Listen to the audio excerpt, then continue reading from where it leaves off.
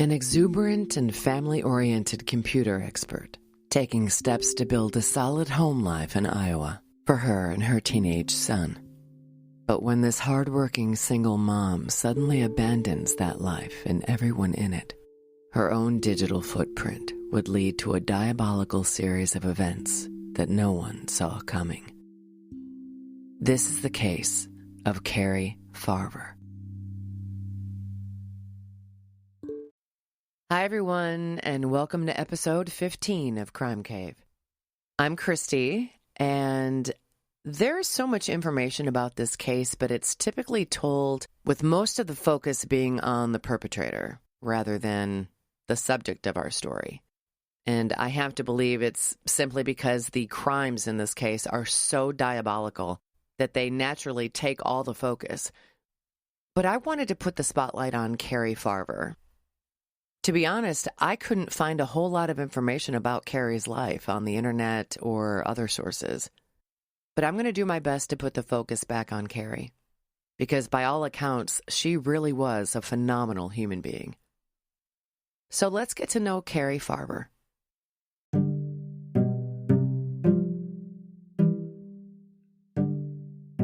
CARI Leah Farver was born November 30th, 1974 in Loa, California, and was lively, fun, and very intelligent. People seemed to be drawn to her. At the age of 23, CARI gave birth to a son, whom she named Max, and would raise him as a single mom. Max was everything to her. She would never miss a chance to encourage him and talk about the latest thing he was doing. Along with being a warm, loving, hardworking mom, CARI was a spitfire. A free spirit, strong-willed, super confident, and fiercely devoted to her family. She was especially close with her mom, Nancy Rainey. CARI's friendships were also very important to her. When a friend of hers found himself having a tough time one New Year's Eve, she wouldn't let him wallow. Instead, she dragged him to an ugly tie party, and he ended up having a beautiful night. She was that kind of friend. By her late 20s, CARI was diagnosed with depression and then eventually bipolar disorder. But she made sure to manage it with therapy and medications and got on with life. By 2012, 37-year-old CARI was in a really good place. She had her dream job as a computer programmer and was raising 14-year-old Max, who was a thriving high school student in Macedonia, Iowa, just a few minutes from her mom, Nancy. She was also dabbling in the dating scene. It was the fall of 2012 when CARI first met 36-year-old Dave Krupa when she brought her Ford Explorer into a car repair shop near her place of employment. She was the new customer and he was behind the service desk, but there was an undeniable spark, and it wasn't long before they set up their first date. Here's a little about Dave. Dave Krupa described himself as a mundane blue-collar guy and lived in Omaha, Nebraska. He had been in a long-term relationship with a woman named Amy Flora, and the two had a son and a daughter together. But by 2012, after over a decade together and no marriage proposal on the horizon, the couple had separated. Dave felt pretty rusty at the dating scene and decided the internet was the way to go. Dave may be mundane, but he had no shortage of company. He dated between 30 to 40 women during that period, including a 37-year-old woman named Shanna Elizabeth Gollier. She went by Liz. She was also a single parent of a son and daughter, and she had her own business called Liz's House Cleaning. Dave thought she was very pretty, and in the spring of 2012, they set up a date. By date number 4, the relationship had escalated and they started having sex. But Dave was up front with Liz, telling her that he wanted to continue seeing other women. When she started getting a little too clingy, Dave broke it off with Liz around Halloween. Then, in walks CARI FARVER into his shop. Dave couldn't believe his luck and marveled at how a woman as brilliant and beautiful as CARI FARVER would go out with him. They went to dinner on their first date, then went back to his place and had sex. Before Dave could utter his usual disclaimer, he was stunned when CARI was the one to say, "Look, if we're going to be doing this, you need to know we're just having fun. I don't want anything serious." Dave thought he hit the jackpot. CARI typically had a 45-minute commute to work, but Dave's place was 5 minutes from her office. About a week into their casual arrangement, when CARI was tasked with a big project at work, Dave was so taken with her that he offered to let her stay at his place during the week out of convenience. The two adults were enjoying their mutual, no-strings-attached relationship and zero drama. Liz had even shown up at Dave's place unannounced one morning to pick up some of her things, without incident, even passing CARI in the hallway as she left Dave's apartment. And no words were exchanged. Life was good. On the morning of November 13th, 2012, CARI was up extra early working on her laptop before she had to go in. As Dave was ready to head out, he kissed CARI goodbye, told her he'd see her that evening, and headed off to work.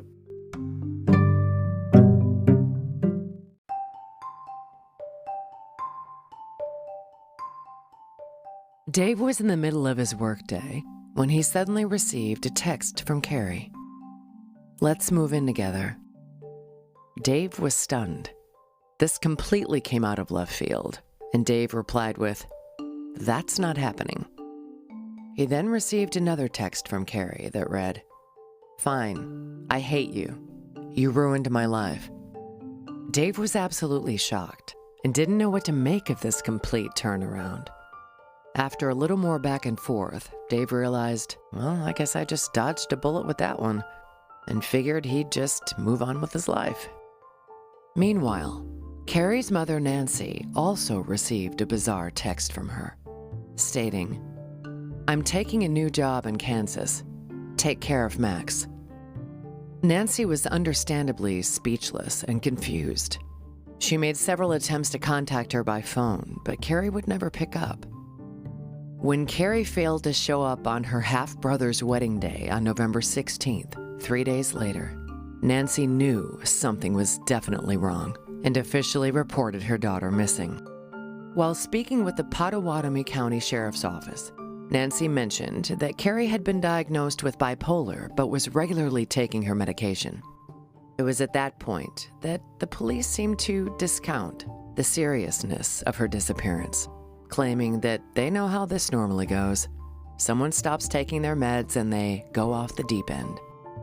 But CARI's friends and family knew that she wasn't some ping-pong ball. She wasn't all over the board. The investigation into her disappearance seemed to go nowhere. And it wasn't only Dave and CARI's friends and family that were receiving texts from CARI's phone. Dave's on-again, off-again girlfriend, Liz Gollier, was receiving them as well, such as, "Dave's mine.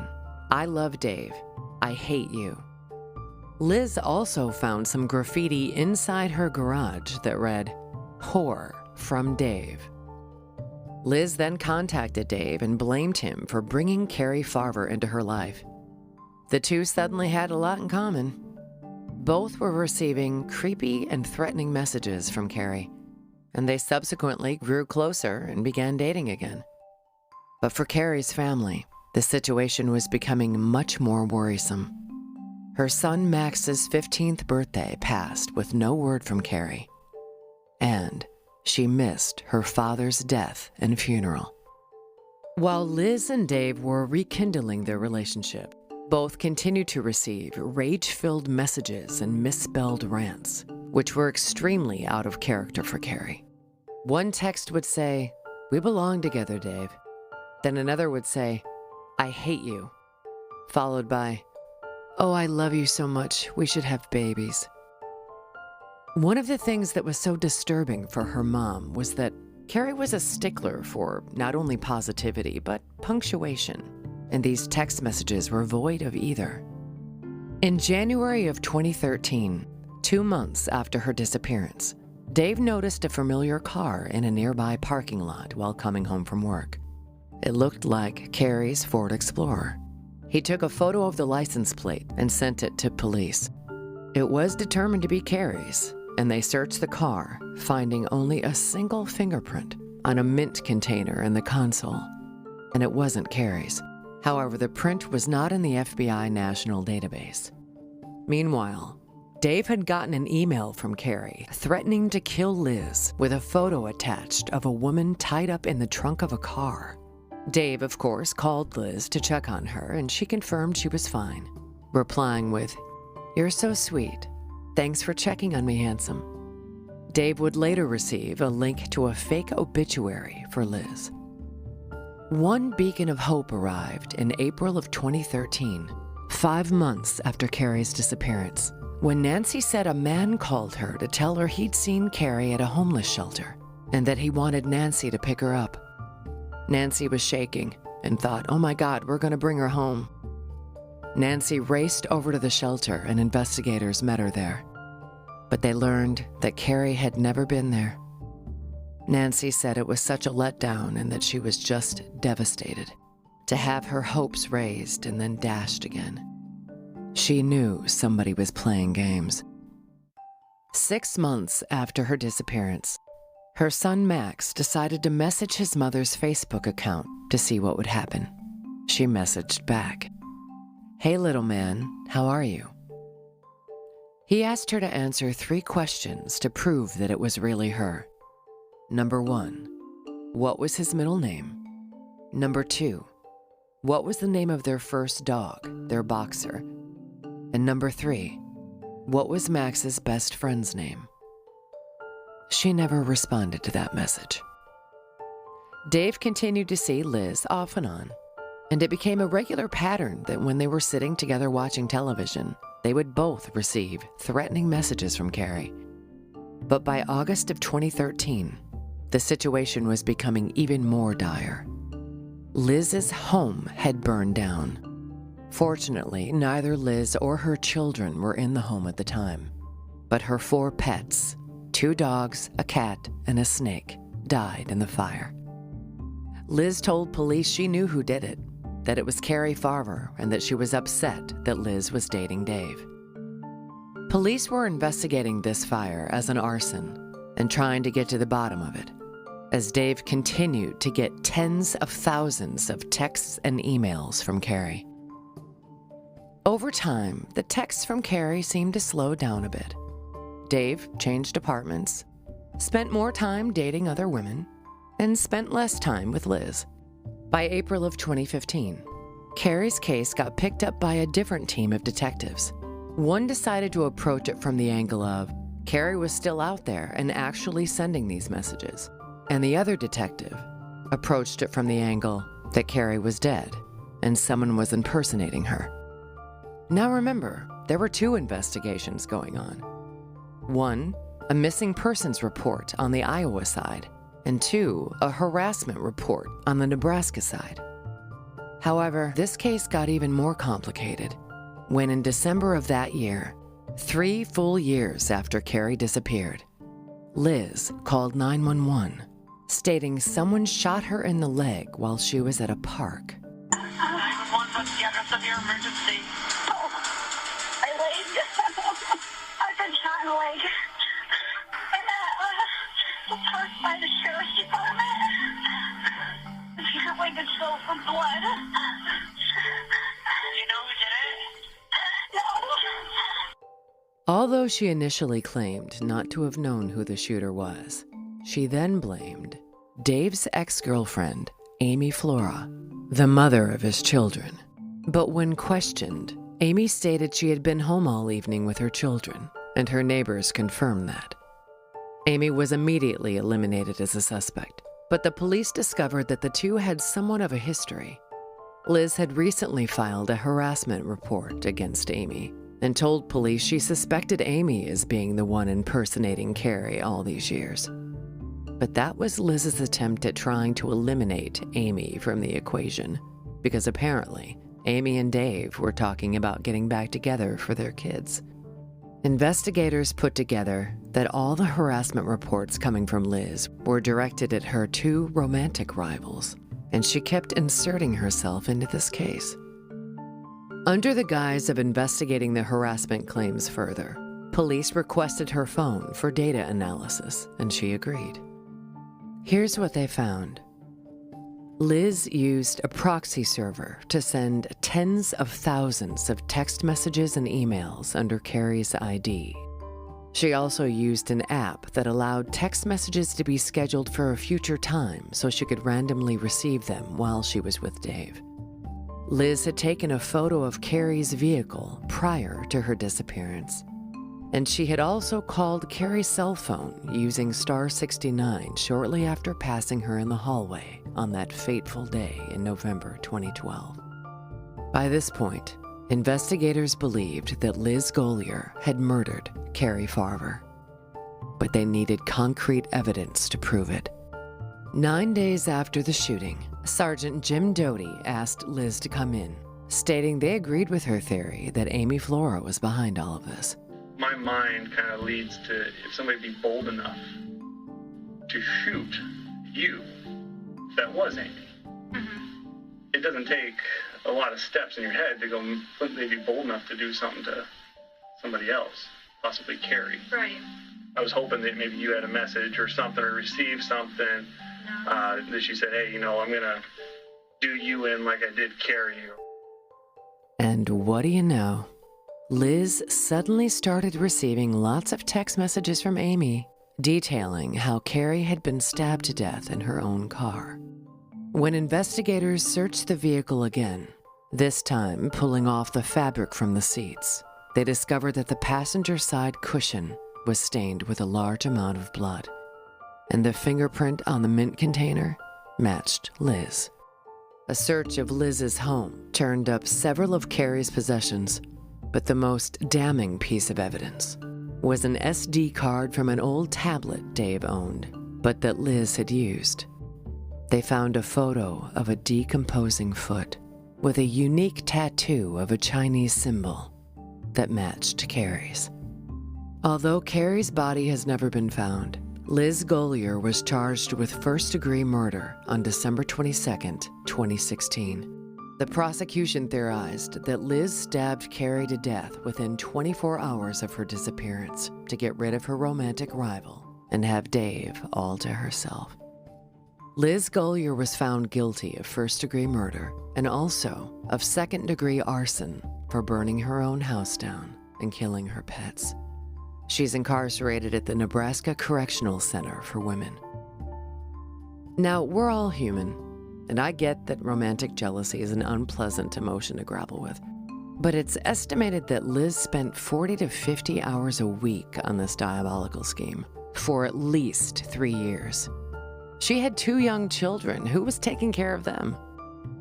The good news is, Max was raised by his grandmother, Nancy Rainey, and earned a Bachelor of Science degree in software engineering and data science from Iowa State University. He hopes his computer programmer mom would be proud.